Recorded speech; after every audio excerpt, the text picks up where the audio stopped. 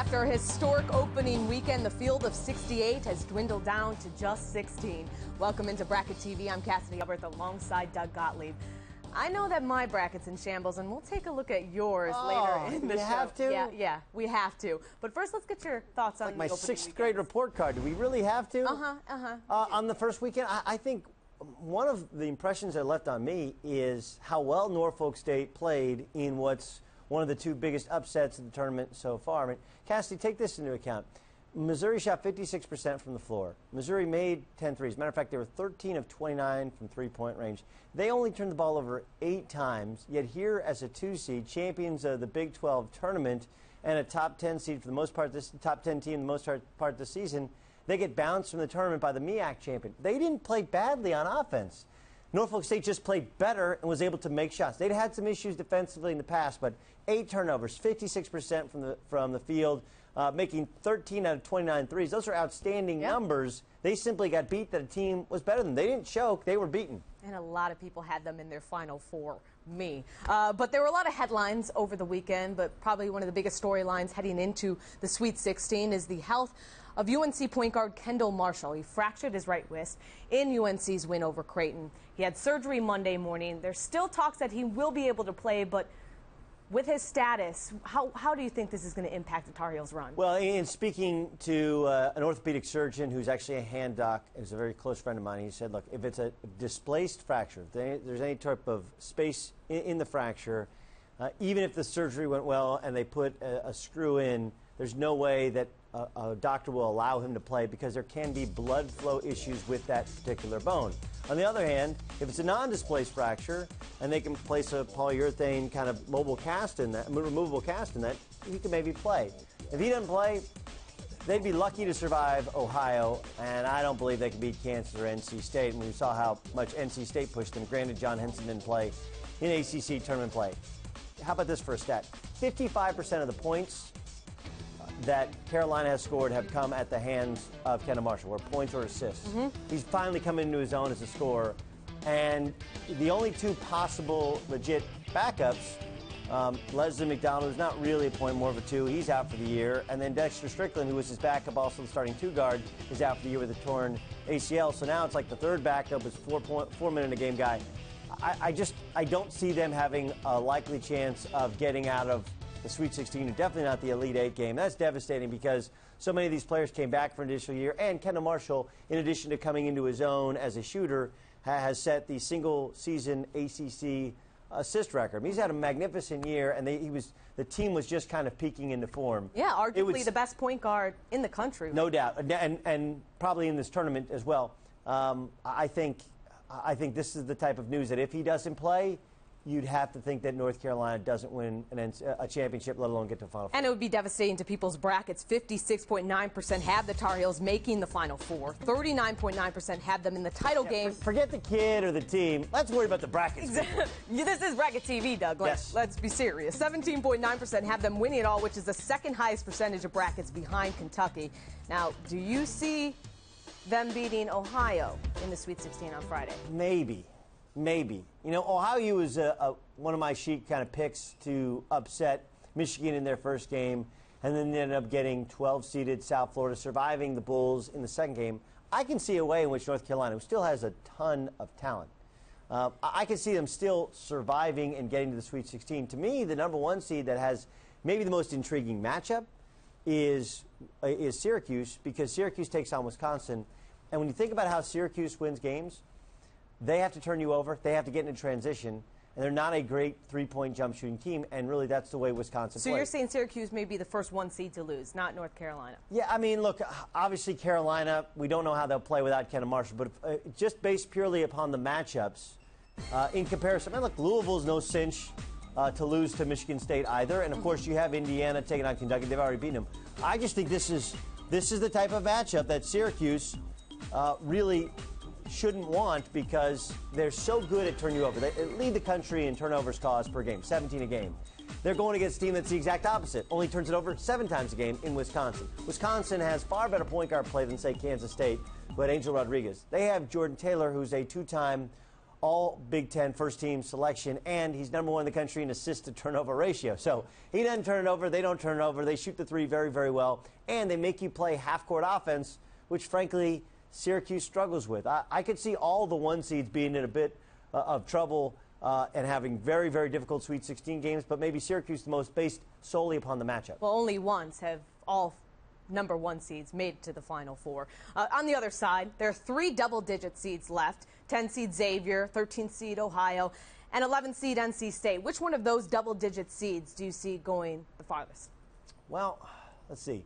Ohio U, obviously they benefit from having North Carolina, possibly, maybe even likely without their point guard. So maybe Ohio U moves on, but I'm not sure I see how Ohio U could get by NC State or Kansas.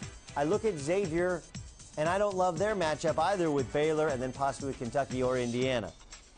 But I look at NC State, and this is a team that until recently hadn't found a way to close out games. And now you look at what they've been able to do in the NCAA tournament, closing out teams.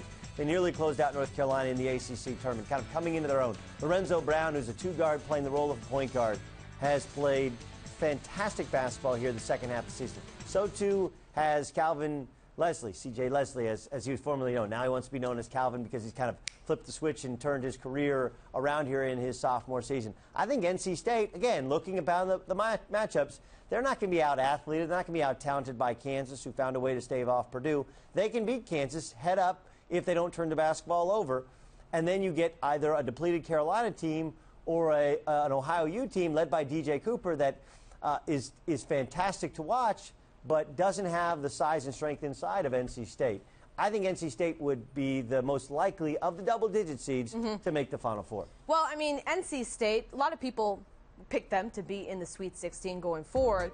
Now, if you take a look at the fewest amount of people who picked these teams, NC State has 18.2% picked them to be in the Sweet 16. Ohio, just 4.2%. That's incredible. Yeah. So, and ahead of your pick, Florida there. So, very interesting graphic there. But out of all the teams so far, who's been most impressive? I would say it's Florida. You know, and here's why. Virginia is not great, and they kind of backed away in the NCAA tournament. But Virginia, makes you traditionally beat them on jump shots. And they only go 3 of 24 from 3, yet they thumped Virginia. They did it by shooting 80% on 2-point shots, just attacking the rim and attacking Virginia with their pressure. And then you get Norfolk State, which, again, I understand, you get a 15 seed. But it was the way in which they played. It was the focus by which they said, look, Norfolk State lined up and beat Missouri. They're up 28-9 to start the game. They were clearly focused, ready to play. I don't think they played the 2 best teams. I don't think they overcame the most. I mean, Louisville's 2 wins were over 2 better teams, for example, or you go through the bracket and Indiana surviving VCU despite the fact they had 22 turnovers. That was a heck of a win for IU. Even go back to the New Mexico State game, which I thought they could lose. Those are 2 good wins. So all these teams have maybe better wins than the wins that Florida has, but it was the way that Florida played defensively, attacking the rim, and not being so 3-point reliant, although they're still very 3-point reliant. Well, you have Florida in your Final Four. I have Missouri in my Final Four, so that really busted up my bracket. I take a little comfort in the fact that a lot of people's brackets were busted up because of... I feel what's coming here. Missouri. So, no. We're going to first take a look at the overall tourney challenge. Everybody. We're going to ease into it. 2.29 million perfect brackets after Thursday's game. Yeah, it was all chalk. Yeah. After easy. Friday, 0. Yeah. Now, 3 brackets have all Sweet 16 teams correct, where 1,973 brackets went over. So, Doug, let's check in on how you're doing in comparison to some other celebrities. Do we seriously? I called you a celebrity. Okay, thank you. In comparison to other celebrities, yeah, it doesn't necessarily come. And the president is killing you right now. Killing it. Well, I'm doing better than LeBron. Yeah, he has 460 points in the 98th percentile with 11 teams remaining in the Sweet 16. Oh, but wait, look at the bottom. Yeah, okay. All 4 Final Four teams still alive. Yes, so because the president had Missouri. Yes. Like me. Just putting that out there.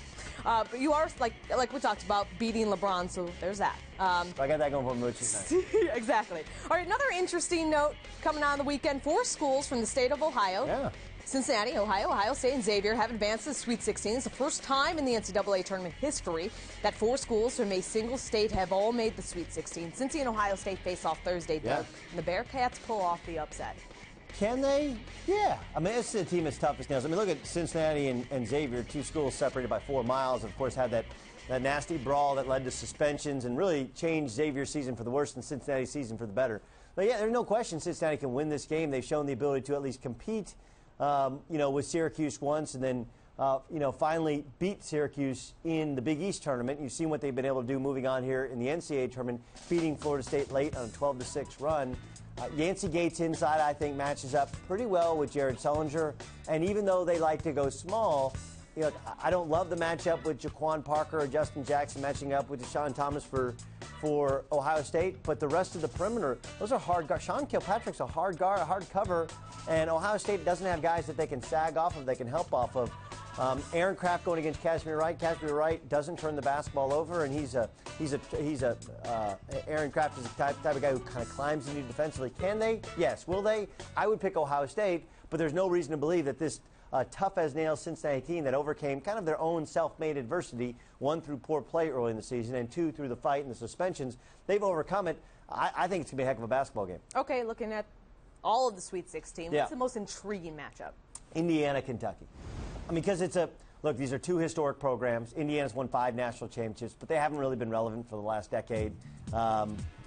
Give or take a couple years here and that there. buzzer beater, And then they had the buzzer beater earlier this year, one of only 2 teams to beat Kentucky. And Kentucky, rightfully so, would say we were young, we had a lot of foul trouble, it was on the road. That's fine, but Indiana walks into the game thinking, we can beat you. And that's one of the hard things. You look at Kentucky, they look like an NBA team in terms of their length, their athleticism, and Indiana knows they can line them up to beat them. They have their own freshman stud in Cody Zeller.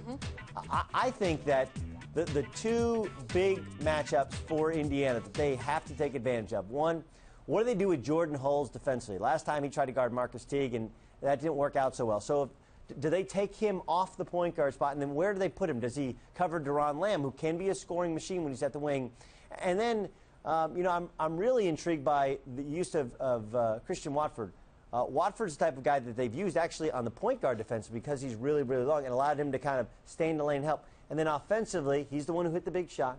He's a really tough cover because he's a face-up 4, probably their most skilled perimeter player as a pure scorer. Everyone else can shoot. Victor Oladipo can go to the bucket and can dunk on you. He's a great defender, but he's got a ton of skill. Those 2 guys, Hulls defensively and Watford offensively, how do they get them both kind of into their game and hide Hulls defensively? It's a great matchup. And Kentucky's been steamrolling so far, too, and they're going to be mad, so we will see. We will see. I mean, it was 32-all against Iowa State. A tie game. Royce White's playing great basketball for Iowa State, and that was a time in which Kentucky could have crumbled. But Darius Miller started hitting shots, and you started to see some of the experienced players really put calm over that team, and they kind of downshifted and raced past Iowa State. Kentucky's been very impressive, but they have been challenged in the tournament. Well, we will see. Should be a great game. It's at 9:45 on Friday, Kentucky and Indiana. We want to hear from you guys. Check out our Facebook page, www.facebook.com/ESPN Home Court. Send us your question. For Doug, I'm Cassidy. See you next time.